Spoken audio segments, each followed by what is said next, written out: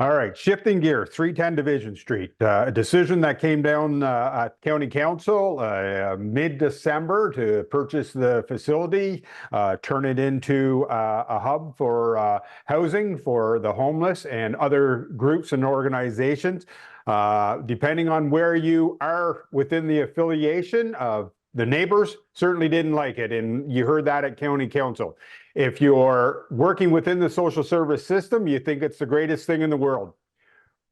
Your thoughts on it, because I know we didn't get a real good thought, and we'll probably spend the rest of the show on this. We have about 8 minutes left here.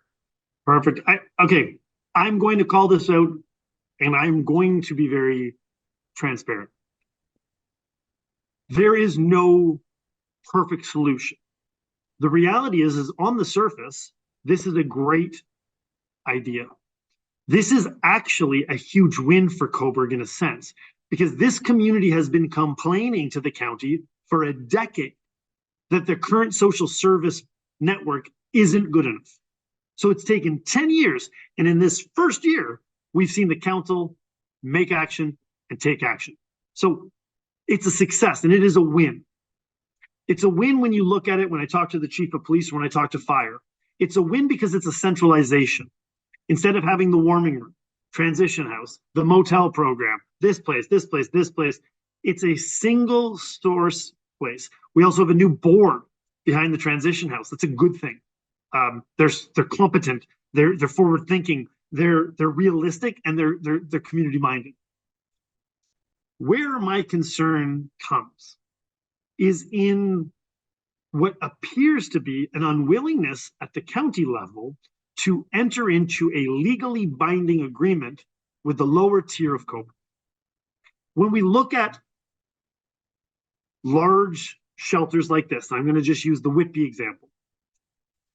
We already know what happens when there isn't an agreement. We see the constant problems in our current situation around transition house, around the warming room, right? Like, we know when there's no agreement in place that the town of Cobourg suffers.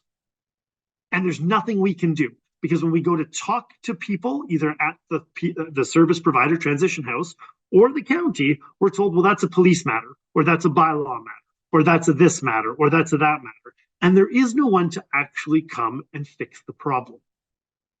So when we're moving to 310, well, ideally, this could be a massive opportunity and a huge success. My major concern is the lack of an agreement between upper and lower tier.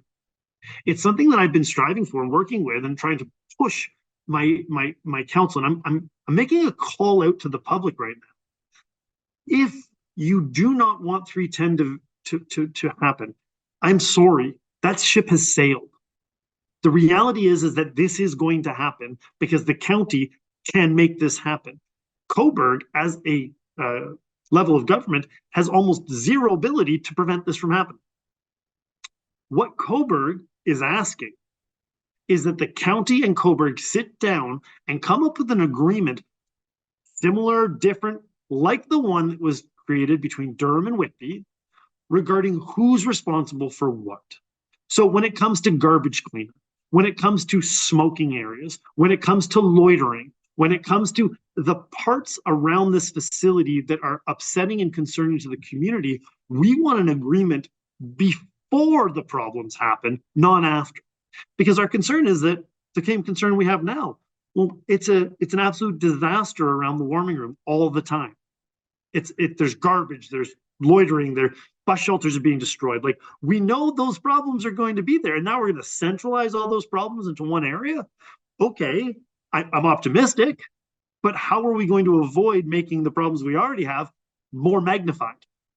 And an agreement is how we do that, because an agreement allows us to have something to fall back on. When it comes to 310, again, I have to be very clear in my criticism. It is not of the county staff doing their damnedest to improve their services.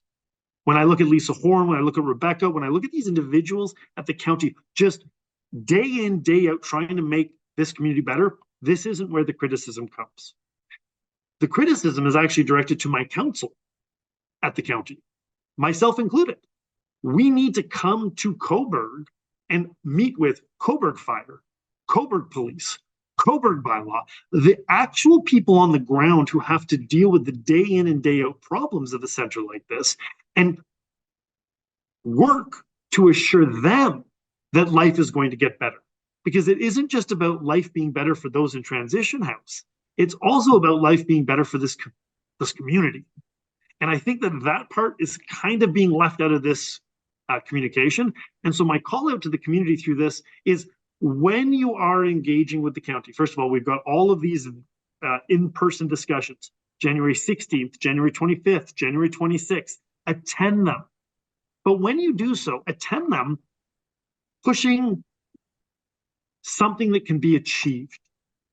And what is not going to be achieved is shutting down 310. It's going to happen. What needs to be achieved is putting pressure on the council members at the Northumberland County Council to come and work with Cobourg to an agreement so that we feel protected in taking on this adventure together. And I think that's really going to be important. I stress to all of the people out there who are fighting the good fight, who are out there trying to protect community safety and security, that we do need this facility in Northumberland County. Because Cobourg is Cobourg, that is where it's going to be located. It is what it is. We got about 30 seconds here. And do you feel the residents in that area were left out of this process of getting their opinion on 310 division?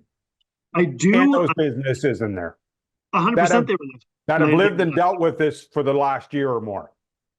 I don't think, like again, I'll make it quick. They were left out, but that's the county's prerogative to do so.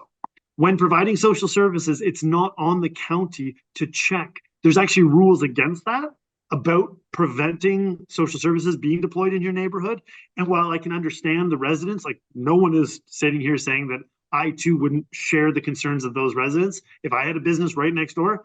The reality is these concerns are in our community at all times, whether it's the concerns of the community members around the houses that are no longer operating, whether it's the concerns of those around the encampment, or the concerns around here. These are concerns we have when dealing with vulnerable populations, when dealing with criminality, when dealing with substance abuse and mental health addictions.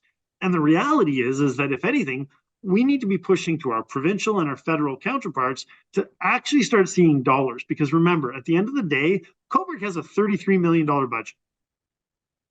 $33 million to provide everything Cobourg does. And at the county, covering 2,000 square kilometers, we have a $300 million budget. There's only so much that can be done with this level of sort of financial resources, and we just have to be really aware of